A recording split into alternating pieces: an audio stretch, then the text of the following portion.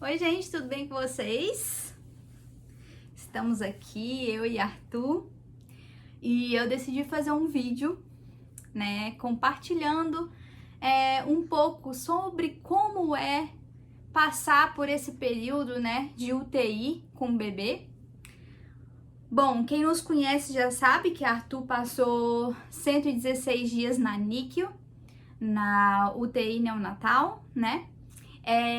Quem não nos conhece e não sabe, tem um vídeo, o vídeo do nosso testemunho, contando detalhes, né, sobre o que aconteceu, por que ele foi para a UTI, ele nasceu com 26 semanas, então eu detalho sobre isso no testemunho, né?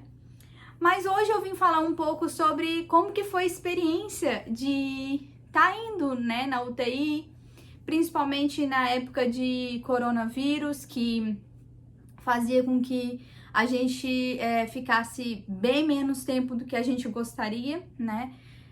Não deixava a gente ver o Arthur os dois no mesmo dia.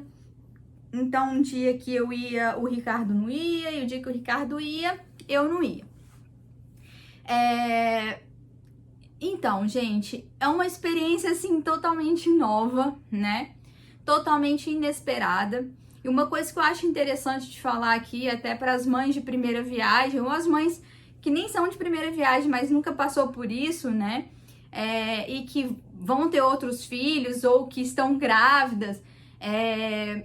Eu gostaria de falar um pouco para elas entenderem um pouco, porque o meu desejo, depois que eu passei por tudo isso, é que todos os médicos, ginecologistas, obstetras, esclarecessem para as mães a possibilidade de haver, a possibilidade de ir o bebê para a UTI e como funciona, o que é normal, o que não é, só para a mãe saber caso aconteça, como foi o meu caso. O meu caso foi totalmente inesperado, como eu disse, eu não vou entrar em detalhes aqui porque tá detalhado no testemunho, mas o que eu queria especificar aqui é, por exemplo, em mães que... você quer falar, filho? Em mães que têm tendência de um bebê ir para UTI, mães de gêmeos, trigêmeos, e aí vai, que a tendência é maior de ir para UTI, elas são totalmente orientadas a isso. Então, eu via muito isso na UTI. Tipo, quando eu era mãe de um filho só como eu, mães mais novas, havia muita angústia no rosto, muito desespero no rosto, né? Muita preocupação, perguntavam muito mais. Quando era mãe de gêmeos, ou uma mãe com mais de 40 anos, que normalmente já é orientada de que pode acontecer do bebê ir para UTI, elas são bem tranquilas, são mais calmas, perguntam bem menos, porque elas foram preparadas e orientadas, né? Então, eu acho que isso seria, assim, muito importante que todos os ginecologistas explicassem. Mas eu acho que isso não vai acontecer. Então, eu achei interessante falar um pouco, né? Quando o seu, pelo menos, lembrando que essa é uma experiência única, a gente passou por tudo isso dentro de uma pandemia, né? Num estado muito crítico no momento que tava. E não que não esteja, continua no estado crítico, mas estava tudo praticamente fechado na época. E outra coisa é que eu estou nos Estados Unidos, eu estou na Flórida, então é muito diferente do Brasil, né? Mas eu acho que UTI é UTI, né? Mas alguns procedimentos eu acho que são diferentes de país para país, de hospital para hospital. Mas quando o Arthur foi, como o Arthur nasceu sem respirar muito bem, eu nem vi ele, né, na sala de parto, que era um sonho muito grande meu. Eu vi ele dentro da incubadora já na porta saindo. Então eles pararam um pouquinho para mim dar uma olhada e foi porque ele precisava ir para o ventilador. Ele estava com uma máquina manual para respirar, então ele precisava ir para o respirador. Então eu praticamente não vi. Então, normalmente quando vai para UTI assim, urgente, né, como foi o caso do Arthur, você não consegue ver o seu bebê na sala de parto e você não escuta ele chorar quando é um caso de problema de respiração, né? Então o Arthur não chorou. Então são coisas que a gente espera e que não acontecem. Outra coisa que eu acho interessante falar é que depende muito também da prematuridade do bebê e do motivo que ele tá indo pra UTI. O Arthur era muito prematuro. 26 semanas é muito prematuro. Eu sei de histórias de bebês que nasceram antes, né? 24 semanas. Aqui teve uma história nos Estados Unidos até de 20 semanas e 6 dias de um bebê que sobreviveu. Então, há casos e casos, né? E depende muito por que seu bebê foi pra UTI e quantas semanas teve, né? Com quantas semanas que ele nasceu. Mas, no caso do Arthur, ele ficou muito tempo.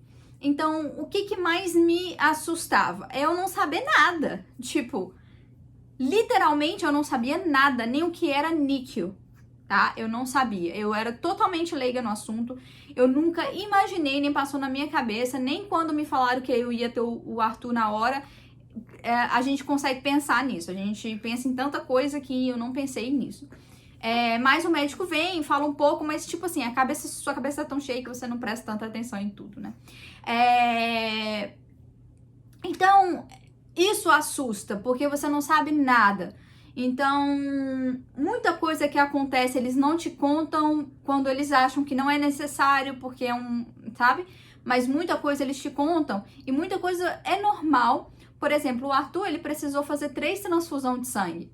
Isso pra mim era... Uau, o que tá acontecendo com meu filho, sabe? E não, é um procedimento super normal na NICU, porque os bebês nascem com muito pouco sangue. E depois, com o tempo, eu fui entendendo, né? Eles foram me explicando, eu fui vendo outros bebês acontecendo a mesma coisa. Então, você vai se acostumando. Mas as primeiras, assim, os primeiros 15 dias, pra mim, acho que foram os piores, porque é muita coisa acontecendo. E o Arthur precisava evoluir naqueles 15 dias o necessário para sobreviver. Então, é igual eu falei, é o caso do Arthur, porque foi muito prematuro. Mas assim, era tudo muito novo, gente, muito apito na cabeça. Tinha dia que eu ia embora porque eu começava a chorar ali. Porque apitava tanto do Arthur. E depois a gente percebe que aquele apito não quer dizer o que a gente tá imaginando, você entendeu? Mas é complicado quando tá no começo, principalmente. Não vou negar que esse apito nunca saiu da minha cabeça e que toda vez eu odiava aquele apito. Eu olhava pra ele com ódio, aquele computador com ódio muito grande. E quando me falaram que possivelmente Arthur vinha com oxigênio pra casa com um aparelho que apitava, eu falei, Deus, olha, o amor que o Senhor tem por mim, mostra agora e não deixa o Arthur vir, porque eu não aguento esse aparelho na minha casa. Então, eu acho que foi uma das piores coisas esse aparelho apitando, porque você não sabe o que tá acontecendo e aí você vê aqueles números que você não entende, você acha que tá errado, entendeu? Então, essas coisas te assustam um pouco, mas uma dica que eu dou: se atente ao que a enfermeira está fazendo, a forma que a enfermeira vem ver ele, quanto tempo ela leva para vir ver ele quando começa a apitar, porque quando é urgente, realmente, que aconteceu com o Arthur, eles vêm em 2 e é rápido e eles nem pensam. Quando é uma coisa normal, eles vêm com calma, sorrindo, e vem, conversa com ele, brinca com ele e tal. Teve uma vez que a gente não sabe o que aconteceu e a respiração do Arthur foi a 0, né? Ele tava com respirador, mas sempre é porcentagem, né? Eu acho que ele tava com 30%, 40% do ventilador. E ele simplesmente caiu pra 0 e aquele negócio apitou e ficou 0. E vieram rápido 2 enfermeiras. Veio a enfermeira e veio o enfermeiro-chefe. E fizeram procedimentos nele, assim, bem rápido. E eu estava lá. Esse dia, pra mim, foi o pior dos dias. Porque eu fiquei muito angustiada. Tava na hora de fechar a NICU, eu tinha que ir embora. Então eu só esperei terminar o procedimento, ver que ele tava bem e vir pra casa. E larguei ele. E a gente não podia voltar, porque só podia ir uma vez no dia. E quando você sai do hospital, você não pode voltar. E como a NICU fechava das 7 às 8 da manhã e das 7 às 8 da noite, você tem que ir pra casa, embora. E tava na hora de eu ir embora, já era 7 horas da noite. Então foi muito angustiante. Claro, liguei lá mais tarde, eu ligava sempre pra saber se ele tava bem. E ninguém sabe o que aconteceu. Aconteceu. Ele deve ter engasgado, o leite pode ter voltado porque ele mamou e bloqueou, era muito pequenininho. Então, esse tipo de coisa acontece na UTI, né? Outras coisas que acontecem é você ver outros bebês tendo procedimentos assim urgentes e você ficar aquela angústia no seu coração de ver aquele bebezinho sofrendo, sabe? Eu orava muito por todos os bebês. Eu tava lá, eu orava pelo Arthur, orava por todos os bebês. Aqui em casa também sempre orei por todos os bebês. Porque é muito angustiante você também ver o outro bebê sofrendo alguma coisa. Às vezes a mãe nem tá lá e a mãe nem tá sabendo o que aconteceu. E o que vinha muito na minha cabeça era isso, tipo, gente, enquanto eu não tô aqui e isso acontece, eu nem faço ideia que tá acontecendo. Porque eles não vão me relatar, olha, o que aconteceu? O seu filho hoje ficou sem respirar e a gente usou um procedimento. Não, isso não vai acontecer. Se você não estiver lá e não ver, não vai acontecer. Então, era angustiante, sim. Opa, saúde, meu amor. Era angustiante, sim. Foram dias muito angustiantes, foram dias muito difíceis, mas é o que eu falo no testemunho, né? Deus vai te dando força onde você acha que você não tem. E eu acho que o fato de você não saber nada, não entender nada, torna tudo muito mais difícil, né?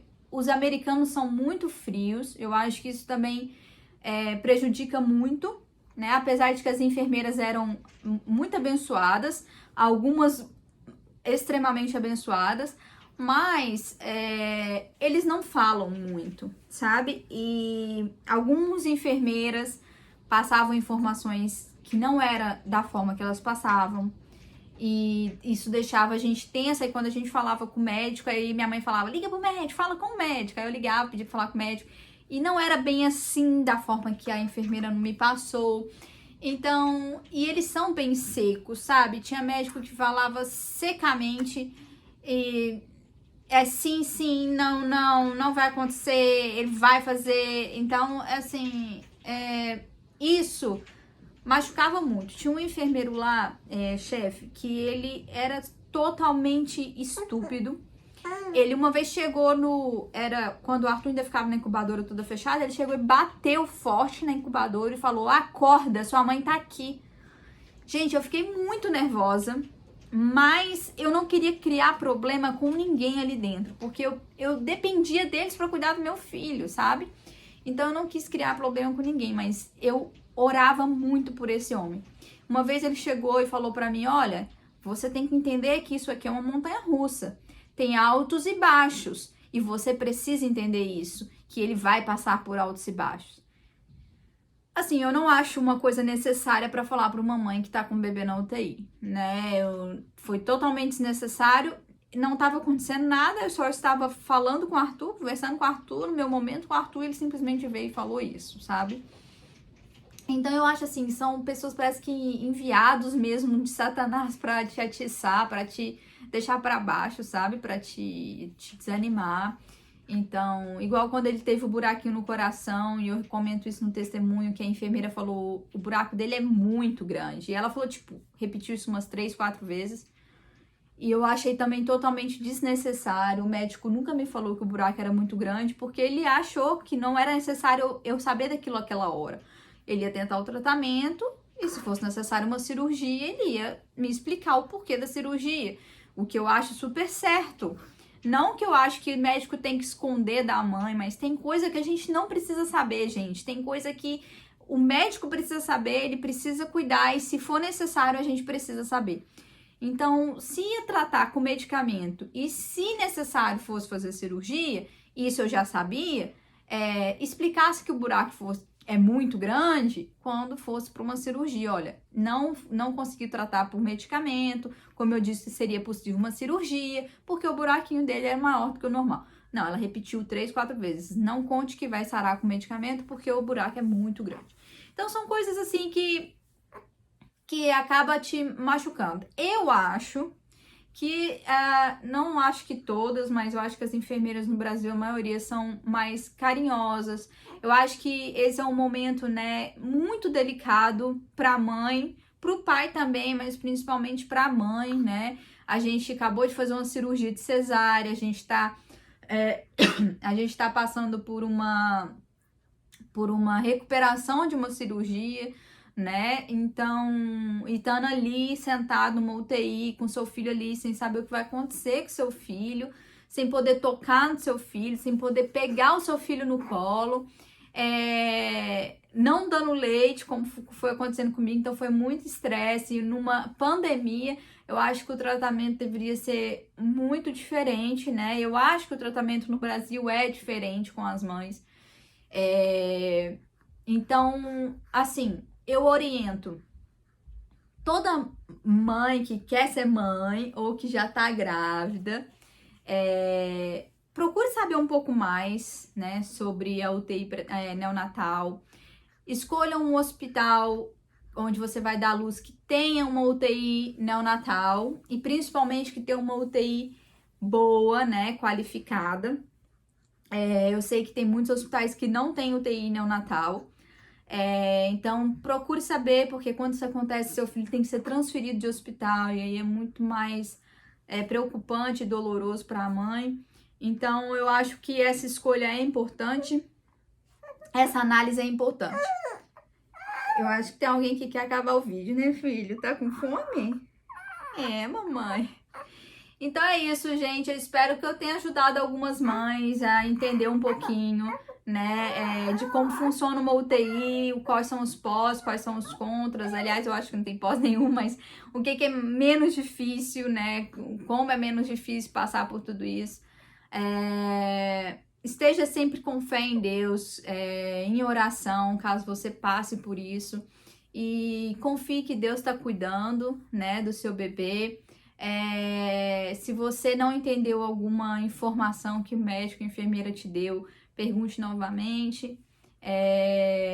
E saiba o que é normal e o que não é normal acontecer, para você não ficar angustiada por coisas que não é necessário. Igual eu fiquei com a transfusão de sangue. Muita coisa aconteceu com o Arthur lá, que eu não fiquei sabendo. O Arthur teve apneia e eu só fiquei sabendo no relatório que chegou aqui.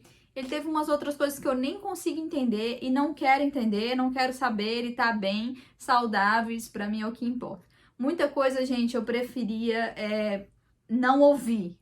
Se vai ser tratado e vai ficar bem, ok. Mas é isso. Espero que vocês gostem.